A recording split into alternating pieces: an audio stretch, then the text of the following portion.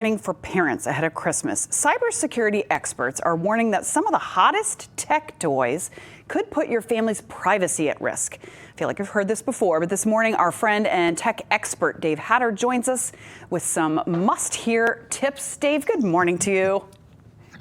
Morning, Jen. And, I hate to be the Grinch, Doomsday Dave on this topic, but it is something parents need to take into consideration because smart toys have a lot of potential security and privacy concerns. Yeah. So let's talk about these because I feel like we have heard this before, but what are some of the risks around some of the smart toys and what kind of risk do they cause for children, their families, and which specific toys are we kind of worried about?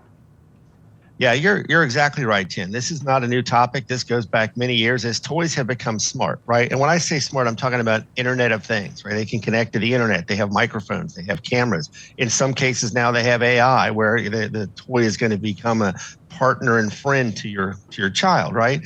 And you can go back again many years and find examples year after year where these so-called smart toys have privacy and security issues. You don't know that the microphone is on, for example. You don't know what the company that's behind the toy is doing with your child's data, doing with those recordings. We've seen breaches of this data. And frankly, now this is the most extreme example, but there's plenty of examples of web cameras being hacked for this kind of thing. People talking to your kids through these toys, people trying to strike up relationships with your kids through these toys. And whether it's like the internet connected Barbie a few years ago that had some issues, or I know there's a Roblox component to this, any kind of video game your kid is playing online. And, I have 4 kids now. The 3 older ones are older and, they're not a concern for me because they're adults at this point. I still have a 15-year-old who will play these kind of games. And you got to be, as a parent, cognizant of who are they talking to? Because I want to remind parents, almost every video game that involves playing with other players allows you to talk to these people. Well, Dave, allows you to have chats, Let's talk about Roblox specifically, because that's one that even my son, his age, plays. And I know that you can talk to other people, but what are some of the dangers of that? What kinds of things have you seen come out of people trying to talk to kids? Well, Jen, there was a recent story of an 11-year-old who was kidnapped by someone that they originally got connected to through Roblox. And I'd remind folks, whether it's the FBI or like the Ohio State Police or even local law enforcement, you can go find all kinds of online warnings about predators and other people using these sorts of applications, games in particular, to get access to children, because you can build some rapport, strike up a relationship.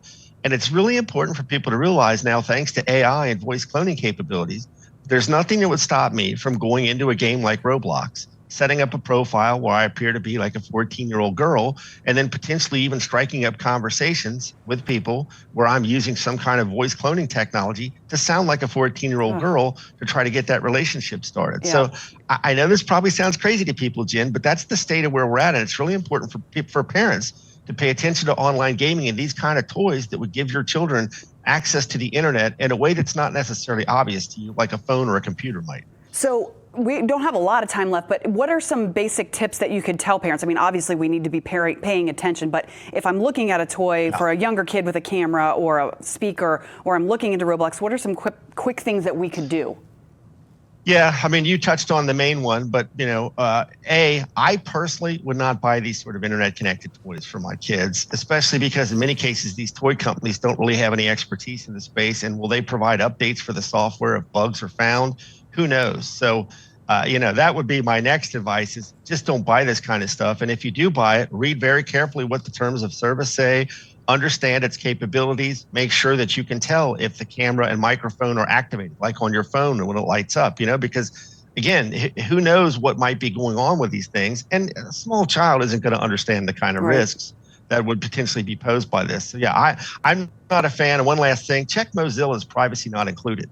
Every year they put out guides for these sort of Internet of Things, smart devices. It's a great resource for people thinking about buying any kind of internet connected device, but even things like toys. It's a great resource. And so is Electronic Frontier Foundation. Okay, 2 great resources there. And Dave Hatter, you're always a great resource for us. So thank you so much for making us aware of these issues. I mean, if we're not aware of it, we can't, do anything about it. So thank you so much, and we hope you have a great holiday. My pleasure, Jen, to you and all your viewers as well. Thanks. Thanks. Hey there. Yeah, you could stop watching right now, but let's be honest, you don't want to do that. Hit the links or click subscribe to see more amazing content from all of us here at Local 12.